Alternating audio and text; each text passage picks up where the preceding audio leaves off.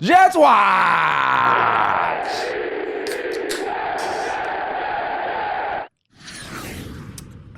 Go ahead, sir. Hey, man. Look, There's a lot to discuss. we can go there. We can go everywhere. There's a lot to discuss. I think there's two polarizing opinions here. I'm more on this side, but I'd like to hear both. So this whole Hassan Reddick thing. Claude, this is your segment. You go ahead and take it over, sir. I mean, listen. It's about doing good business at the end of the day. Like, it's not that, you asked to be here, you got traded here because they didn't want to pay you over there. Correct.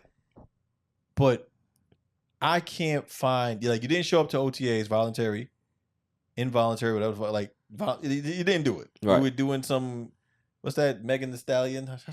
Like, you were doing that type of shit over in Japan. I don't get it. You're supposed to be with your team, getting right.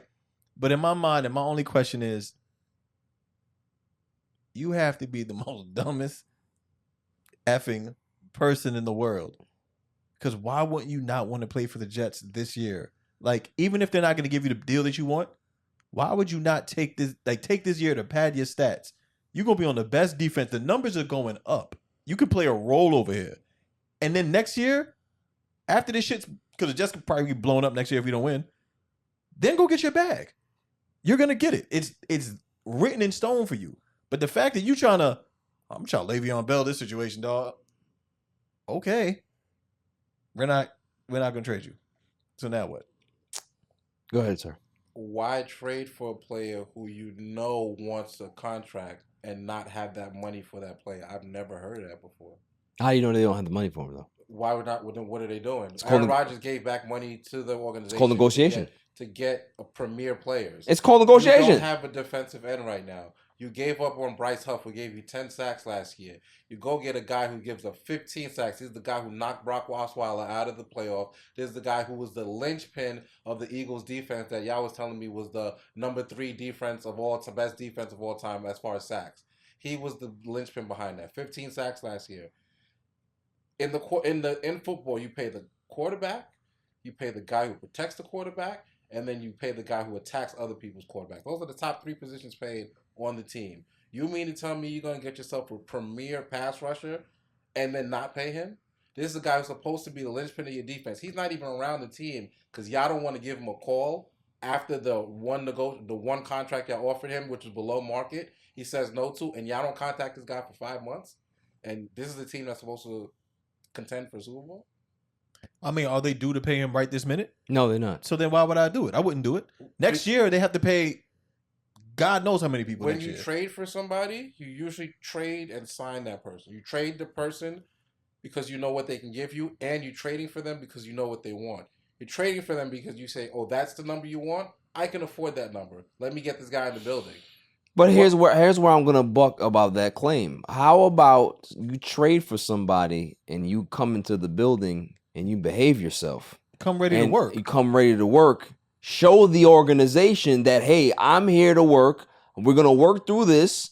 And if we can't get an agreement, then I could be able to use my tactics X way or whatever. But the fact that you're just going to use this out the gate, you haven't even had a cup of coffee with the team yet, and you expect them to just come out of the blue and just pay you bank? It's not going to happen. I've had 10 sacks every year. It's not going to happen because what message are you sending, Six? If you do that, that means that everybody else that's waiting for a contract can be able to do that same nonsense and get money. That's not the way it goes. They get a deal when that doesn't happen all the time, bro. You don't get a deal right away when guys get traded. It doesn't happen all the time. Very quickly, and that's usually why they. Number one, yeah, you do. That's why they trade for people. They trade for people because they know they can afford them. This is something I've never heard of before. All I'm saying is that you're assuming that the Jets don't have the money to pay him. I think they do. If you have the money to pay him, then you sign the deal. They want their number. What team doesn't want their number? You're not. It's called negotiation for a reason. You have a number. I have a number. We need to see how we can be able to compromise and get to that middle stage. Trade me. I'm a number that doesn't make 4 or 5 sense. pass rusher in the that league. makes no sense. Let me give you an analogy, right? You know the Cybertruck? Yeah. Okay. You had to pre-order it, basically. You had to wait some time or whatever. So yes, he has all these bells and whistles and features at the end of the day. But when you get the Cybertruck, you realize it's a piece of shit. And you already spent your money, you're not getting your money back. So at this point, if you can get the Cybertruck or see it at the dealership, sit in it and be like, oh shit, I cut my finger on the thing, or I done this. I got to like see what it is because it actually was there for me to utilize. Then cool, I can make a decision if I want to keep this shit or not. Come to the organization, come to the building ready to work. They just signed 2 offensive linemen to protect Aaron Rodgers, right? Right. Did they not give them their money? They gave them money right away. Right off the bat, the guys came ready to work. Those guys are free agents. Excuse me? They were free agents. So when you bring There's a difference. Then when you bring somebody into your organization and you know that this is the person's demands, he said, I'm not playing a down of football until I get a certain contract.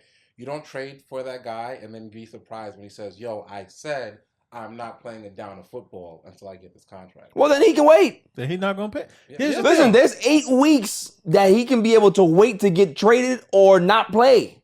All right, trade me. That's all. That's all I've said. Just trade me. If you don't need my No, services, I gave up a third for you. You gonna sit there.